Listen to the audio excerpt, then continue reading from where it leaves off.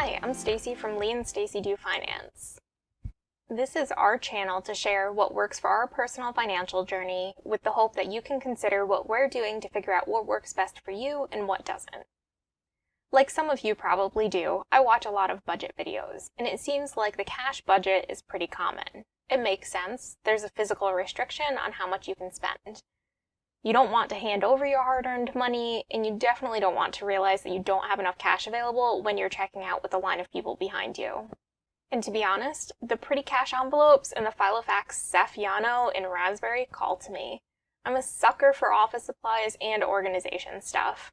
Seriously, the Saffiano has been added to my online shopping cart numerous times, even though I know that we almost never use cash.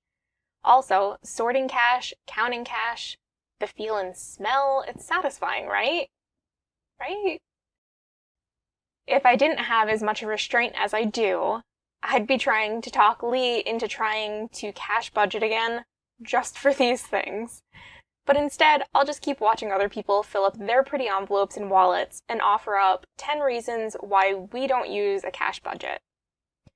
After all, personal finance is about doing what works best for you, and cash just wasn't the right solution for us. So why don't we use a cash budget? With COVID-19, a lot of places and people are uncomfortable with transferring cash. While this definitely didn't play into why we stopped trying to use cash, I know a lot of people who do use a cash budget have had to reduce their use of cash and find alternative methods of payment that don't work as well for them.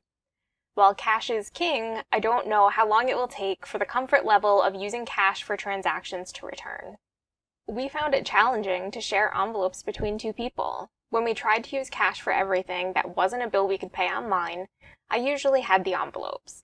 If it would be more convenient for Lee to stop and make a purchase, we'd have to make sure to coordinate in advance or have some amount of cash in his wallet, which may or may not have been reconciled with the correct envelope afterwards. We would spend everything in our envelopes, and at the end of the month, we wouldn't remember where we spent a lot of the money or where we spent it on. A big part of us tracking our finances is to know what we're actually spending our money on so we can make better decisions in the future, and that just didn't seem to happen with cash envelopes for us. We would move the cash between the envelopes.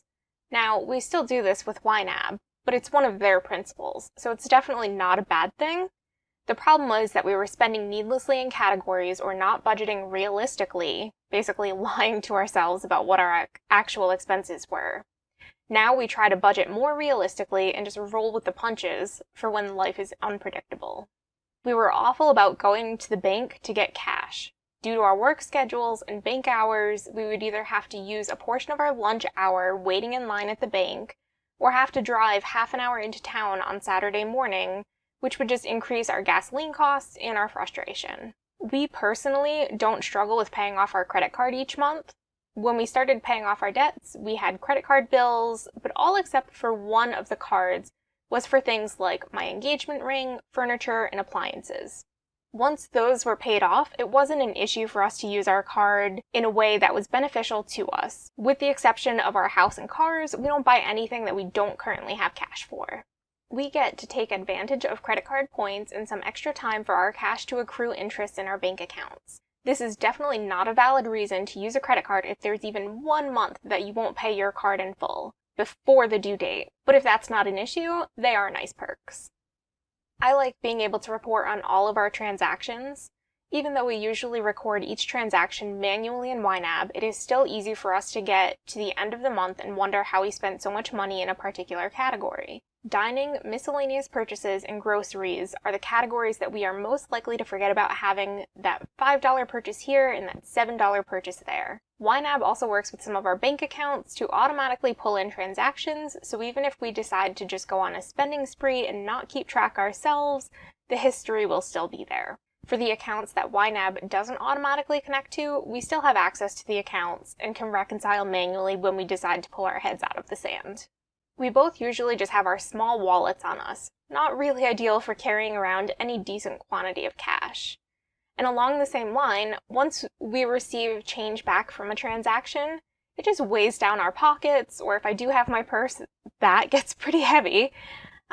It'll sometimes just be tossed in the car, or we just leave the change, which increases our actual cost for the transaction.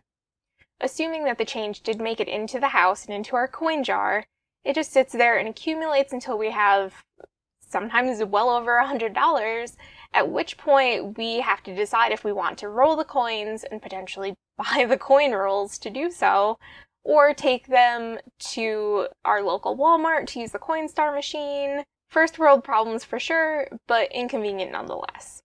I found it stressful to be carrying cash. What if I accidentally lost an envelope? That money would be gone.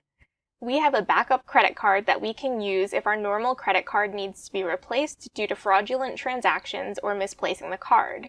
We also have our debit cards, checks, and cash to fall back on if we need to. While we don't use cash, our budgeting method, which is currently in YNAB, is still very similar. We allocate our money to our budget categories, which would be equivalent to envelopes in a cash-based system, and do our best to stay within those allocated amounts, and sometimes we still have to move our money around. The main difference is that we don't have to deal with what we consider to be the inconveniences of cash, and we still get the beneficial parts of the envelope system. Do you use cash or credit cards for your in-person purchases? Or maybe I'm older than I think and everyone's using mobile pay options or something else for everything these days. Let me know in the comments below. Bye!